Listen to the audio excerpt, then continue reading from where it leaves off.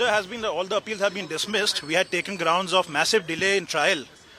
But even then, the High Court has seen it fit to dismiss the bail appeals and the bail applications. We will approach the Supreme Court immediately against this, and we are hopeful of a sympathetic hearing from the Supreme Court. देखिए, ये आज का order तो बहुत ही shocking है, बहुत ही unfortunate है कि हम तो ये एक्सपेक्ट कर रहे थे कि जब बेल का ऑर्डर रिजर्व हुआ है और 2 महीने कम से कम इन्होंने लिया है ऑर्डर को, यानी जजमेंट को प्रोनाउंस करने के लिए, तो हम ये समझ रहे थे कि शायद पॉजिटिव जजमेंट आएगा और बेल मिलेगी।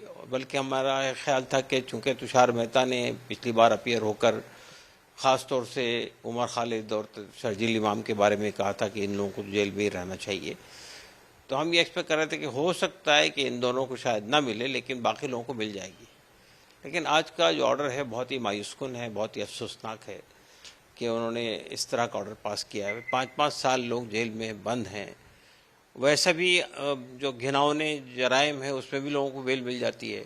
सुप्रीम कोर्ट बार बार ये कहता है कि bail is rule, jail is an exception, तो ये तो मजाक बन के रह गया है। उमर खालिद के केस में तो हम 5वीं बार गए थे अदालत में। पहले लोअर कोर्ट गए, फिर हाई कोर्ट गए, फिर सुप्रीम कोर्ट गए, फिर वापस लोअर कोर्ट गए, फिर अब हाई कोर्ट में थे। तो हाई कोर्ट में भी बेंच के बाद बेंच बदलती है, ऑर्डर रिजर्व होता है और उसके बाद जब सुनाया जाता है तो सबको डिसमिस कर दिया जाता है। तो बहुत ही शॉकिंग है हमारे लिए। नहीं, देखिए, मेरा अंदाज़ा ये कि इसमें पूरी तरह से होम मिनिस्ट्री इस केस को देख रही है। इसकी वजह ये कि बेल के मैटर पे यानी तुषार मेहता का फाइनली अपीयर होना ये साबित करता है कि होम मिनिस्ट्री का इन्वॉल्वमेंट है और होम मिनिस्ट्री नहीं चाहती कि इन लोगों को बेल मिले।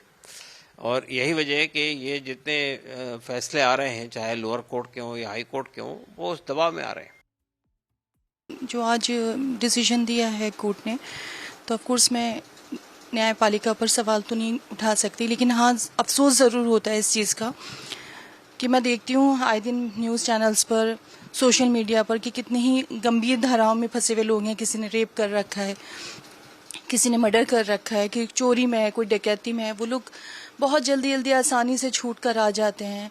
बट पता नहीं ऐसा क्या हो रहा है कि जो ये जितने भी अक्यूज्ड हैं, जो फैब्रिकेटेड चार्जेस, जो झूठे आरोप लगाए गए इन लोगों पर, इन लोगों को कोई भी मतलब कोई भी पॉजिटिव रिजल्ट्स हम लोगों को नहीं मिल पा रहे हैं। बट उम्मीद है जुडिशरी से, इंडियन जुडिशरी से, कि इंशाल्लाह अल्लाह ने चाहा तो बहुत जल्द इंसाफ होगा और हम उम्मीद करते हैं कि ऐसा होगा, बहुत जल्द होगा।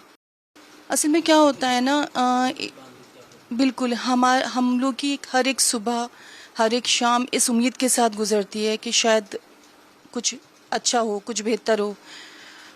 अब जाहिर सी बात है, जब आपकी उम्मीदें टूटती हैं और आपका जो घर का सबसे अहम इंसान है वो जेल में है, वो क्या सोच रहा है, वो वहाँ अकेला है, उसको कैसा फील हो रहा होगा।